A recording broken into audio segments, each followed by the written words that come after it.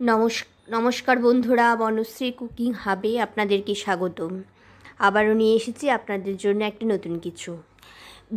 শীতের বেগুন প্রায় শেষের দিকে, কিন্তু এই বেগুনের শেষ লগ্নে চলুন বানিয়ে ফেলি বেগুনের একটা স্পেশাল রেসিপি। এটা হচ্ছে বাহারি বেগুন। যারা বেগুন খেতে ভালোবাসেন না তাদেরও এটা খেতে অবশ্যই ভালো লাগবে। বাড়িতে বানিয়ে দেখতে পারেন। নিয়েছি দুটো বেগুন এবং একটা টমেটো। দেখুন বেগুনগুলোকে আমি কিভাবে লম্বা লম্বা করে কেটে নিয়েছি। ঠিক এইভাবে লম্বা লম্বা করে কেটে নেবেন। মাথাটা একটু বাদ দিয়ে দিয়েছি, তারপর একটু লম্বা লম্বা করে কেটে নিয়েছি। ঠিক এইভাবে বেগুনগুলো সুন্দরভাবে কেটে নিতে হবে। তারপর এর মধ্যে দিয়ে দিতে হবে সামান্য একটু লবণ,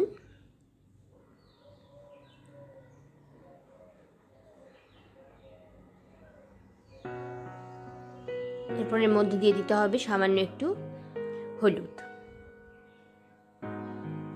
এবার এই লবণ এবং হলুদগুলোকে সুন্দরভাবে বেগুনের গায়ে মাখিয়ে নিতে হবে। যত সুন্দরভাবে মাখিয়ে নেবেন, এবং এটা এই মাখানোটা একটু কিছুক্ষণ আগে মাখিয়ে নেবেন, তাহলে বেগুনটা ভাজতে অনেকটাই কম তেলের প্রয়োজন হবে। এবং কড়াই বসিয়ে দিয়েছি 4 টেবিল স্পুনের মতন সর্ষের তেল। এবার বেগুনগুলো একে একে কড়াইয়ের মধ্যে দিয়ে দেবো আমি।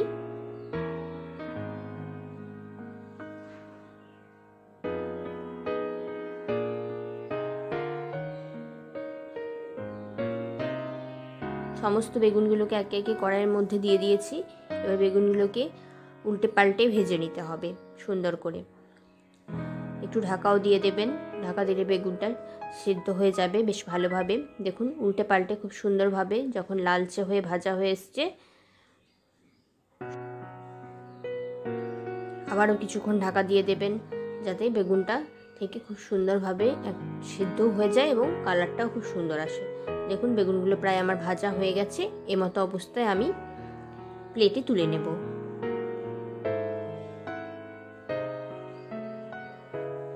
তারপরে কড়াইয়ে আবারও কিছুটা তেল দিয়ে দিয়েছি 3 টেবিল স্পুনের মতন। এরপরে এখানে দিয়ে দিয়েছি একটা তেজপাতা ফোড়ন। আপনারা চাইলে শুকনো লঙ্কাও দিতে পারেন, যেহেতু আমার বাচ্চা আছে তাই আমি শুকনো লঙ্কাটা ব্যবহার করিনি। এখানে পেঁয়াজ দিয়ে দিয়েছি, 1/2 কাপের মতো পেঁয়াজ আমি এর মধ্যে দিয়ে দিয়েছি। এবার এটাকে সুন্দরভাবে ভেজে নিতে হবে। দেখুন পেঁয়াজটা খুব সুন্দরভাবে যখন লালচে ব্রাউন হয়ে ভাজা হয়ে এসছে, তখন এর মধ্যে দিয়ে দিতে হবে 1/2 কাপ মতো টমেটো।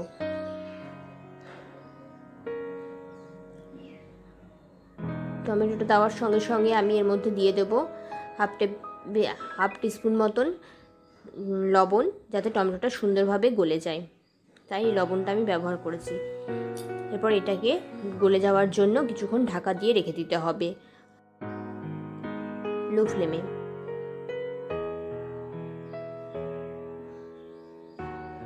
দেখুন টমেটোটা প্রায় গলে এসছে খুব সুন্দরভাবে। টমেটোটা যখন গলে আসবে তখন এর মধ্যে দিয়ে দেবেন 1 টেবিল চামচ আদা বাটা।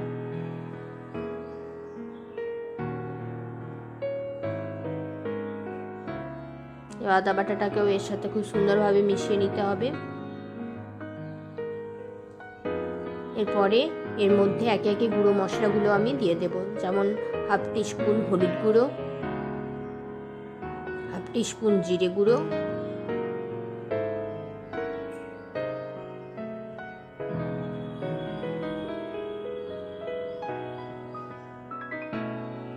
আর 1/2 টিস্পুন গরম মশলা গুঁড়ো।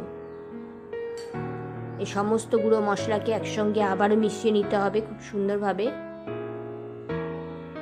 এরপর কালারের জন্য আমি ব্যবহার করেছি 1 টিস্পুন রেড চিলি পাউডার আর 1 টিস্পুন চিনি। মশলাটাকে আবারও খুব সুন্দরভাবে কষিয়ে নিতে হবে।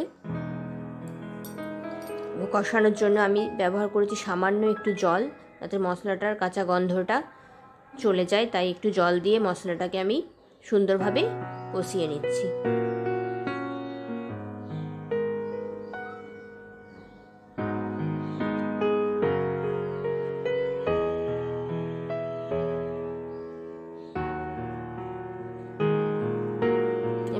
কড়াটা থেকে যখন তেল ছেড়ে আসবে তখন আমি দিয়ে দেব 1 কাপ মতন জল। এর মধ্যে 1 কাপ মতো জল দিয়ে আমি এটাকে ফুটতে দেব। বেশ কিছুক্ষণ এটাকে ফুটতে দিতে হবে। বেশ কিছুক্ষণ ফুটতে দেওয়ার পর দেখুন এটা অনেকটা ঘন হয়ে এসছে। এরকম যখন এটা ঘন হয়ে আসবে তখন এর মধ্যে ভেজে রাখা বেগুনগুলো একে একে দিয়ে দিতে হবে। দেখুন ভেজে রাখা বেগুনগুলো আমি এর মধ্যে একে একে সবগুলোই দিয়ে দেব।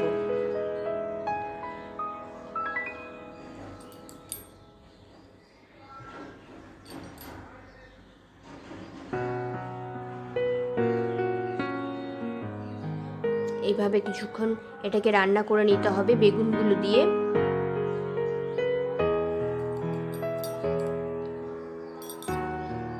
এরপর আরো 10 মিনিট মতো এটাকে ঢাকা দিয়ে লো ফ্লেমে আমি এটাকে কুক করে নেব।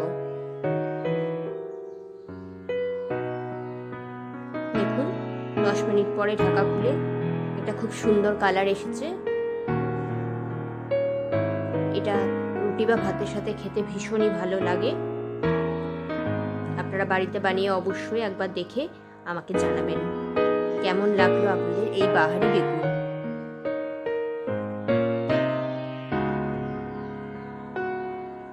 আমার এই প্রতিদিনের রান্না যদি আপনাদের ভালো লেগে থাকে অবশ্যই চ্যানেলটাকে সাবস্ক্রাইব করে দেবেন। দেখুন এরপর দিয়ে দিয়েছি কয়েকটা কাঁচা লঙ্কা এর মধ্যে। তারপরে এটাকে 5 মিনিটের জন্য আমি স্ট্যান্ডিং টাইমে রেখে দেব। গ্যাসের ফ্লেমটা বন্ধ করে দেব। দেখুন স্ট্যান্ডিং টাইমে রাখার পর এটা একটা সুন্দর কালার এবং গ্রেভি হয়েছে। এবার আমি এটাকে সুন্দরভাবে সার্ভ করে দেব। এটা হচ্ছে বাহারি বেগুন।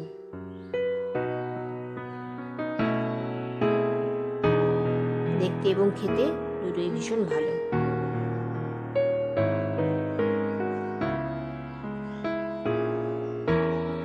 নমস্কার বন্ধুরা,